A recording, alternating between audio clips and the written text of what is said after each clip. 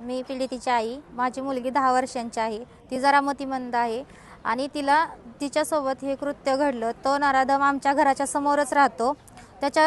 त्याच्या घरी ही रोज आमची मुलगी, म्हणजे त्याची लहान मुलं असल्या नातवंड त्याची लहान लहान आहेत, तर ही आमची मुलगी त्या मुलांसोबत खेळण्यासाठी रोज जात होती. आणि नंतरनं ह्या नराधमाने तिला एक दिवशी असंच बोलावून घेतलं. कालच्या दरम्यान 12:30च्या दरम्यानची ही घटना घडलेली आहे. तर त्याने तिला बोलावलं आणि तिला म्हणला, चल सीताफळच्या बागेत आपण सीताफळं घेऊन येऊया. तर माझी मुलगी त्यांच्या पाठीमागे हसत हसत गेली आणि तिला नंतरनं ह्यानी पकडलं आणि त्याच्यासोबत वाईट कृत्य करू लागला. मला असंच वाटतं की माझ्या मुलीसोबत झालं ते दुसऱ्या मुलींसोबत कधी होऊ नये, म्हणूनसाठी मला असं वाटतं की ह्याला कायद्याने कडक शासन करावं आणि त्याला फाशीची शिक्षा द्यावी. जेजुरी पोलीस स्टेशन हद्दीत काल दिनांक 11 ऑगस्ट रोजी दुपारी एका अल्पवयीन मुलीवर शेजारील राहणारी 60 वर्षीय इस्माने अत्याचार केल्याची घटना घडली.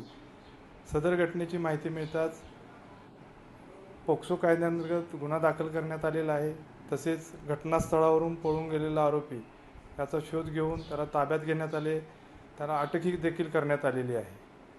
सदर गुन्ह्याचा तपास हा वरिष्ठांच्या मार्गदर्शनाखाली सुरू आहे. गुन्ह्याचा दर्जेदार तपास करून आरोपीविरुद्ध भरपूर पुरावा गोळा करून लवकरच चार्जशीट दाखल करण्यात येणार आहे व आरोपीला कठोर शिक्षा होईल यासाठी आम्ही प्रयत्नशील आहोत.